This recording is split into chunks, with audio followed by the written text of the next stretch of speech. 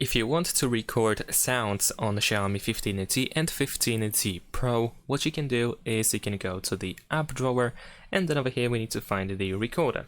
In my case, I have it over here. In your case, you should be able to find it somewhere in the app drawer as well, because it is pre-installed on our device. Now, over here, we should be able to tap on this recording button that we have at the bottom of the screen. We need to grant some permissions.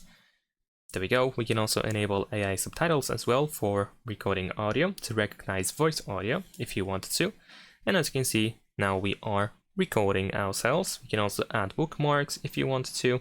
We can pause at any point. Of course, we can stop the recording as well. We can also see that we have the speech recognition in this case, so whatever we say out loud, it is detected. It is also divided by speakers, and in case wrong language is being used, then we can tap on the currently selected language and choose to something else. So let's pause the recording in order to save it. And there we go.